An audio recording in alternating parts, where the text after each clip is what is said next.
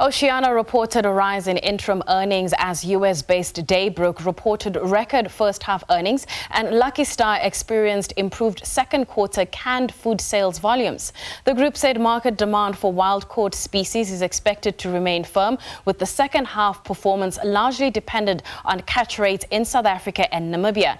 An interim dividend of 195 cents was declared, an increase of 50%. For more on the numbers, we are joined by Neville Brink, who is the CEO of Oceana. Neville, thank you so much for your time. Given that high-level sort of intro that I gave, give me a sense of the operational performance in the period that was. Thank you. It was largely driven by the US business, which had a phenomenal year, driven by the high oil price that we achieved for our oil sold to the salmon farmers in the Scandinavian countries. So very strong performance from the US business.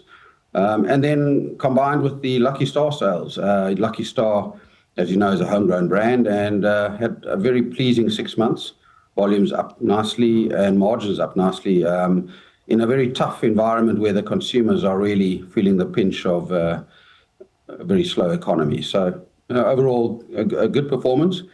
As your intro said, our wild-caught business had a tough 6 months, but pleasing that demand for wild-caught seafood still remains very, very strong. So overall, I'm very happy with the performance.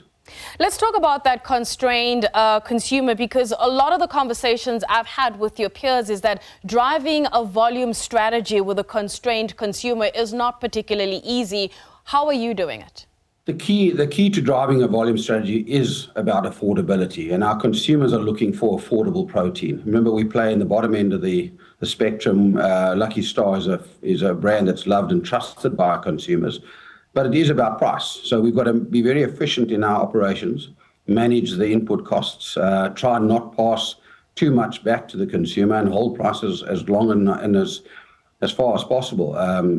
And Lucky Star, given the fact that it is not a product that you need to cook or store, because it's in a canned form, it's stable, does play in that field. It's not susceptible to load shedding or fridges. So we manage that very closely, and we're very aligned with cost and the selling price to the consumer.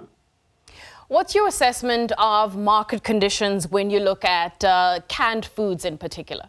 I mean, we don't really play in the canned food sector. We play in the protein market in the broader sense. So our competitors are the chicken producers, the polony producers, anything in protein, which includes canned baked beans. And the key for the consumer is relative affordability. And the one thing that we try and do, because Lucky Star is an extender, you use Lucky Star with a starch, and you can feed a family of 4 out of a can of canned pilchards, is to try and make that as affordable and as available as possible. So our distribution strategy is very key, that if you go to any store in the country, whether it be a Spaza store or a Pick n Pay or a ShopRite Checkers, you will find a can of Lucky Star. And that's the key, is to make it available to people at the most affordable price. And that hopefully will drive volume. And the space that you operate in, what's your sense of, I suppose, call it global market conditions? What are the dynamics at play here? I mean, we're in the food sector. So, food security worldwide is a key concern across the spectrum. We play firstly in the wild-caught seafood, and wild-caught seafood is stable. There aren't the amount of fish that is available to be caught is fairly finite. You can't increase that, and governments around the world are trying to maintain a sustainability approach, so we are limited in terms of what we catch.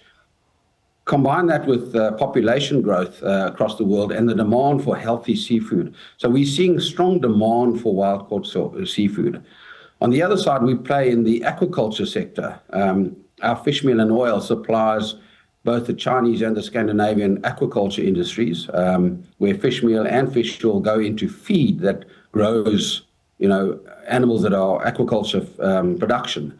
And because of the need for food security, those farms around the world are growing exponentially. So we play into a space that demand is continuously growing as countries and governments are concerned about food security. So we're in a very good space as far as long-term demand for our product is concerned. One of the things previous guests said on the show in a comment to some of the company numbers that we've seen locally is that a lot of your peers have had to make tough decisions in an operating environment such as the one we find ourselves in. What are some of the tough decisions you and the team have had to make in the period that was in order for you to see the kind of results that you've been able to present today? It's one of the strengths of Oceana is our diversity. So we're not a typical South African company. We're a global, diverse company. We've got operations in Namibia, South Africa, the US, and we manage across a range of geographies, currencies, and species. So obviously, we would love all of the areas to operate and fire at the same time, but that doesn't always happen.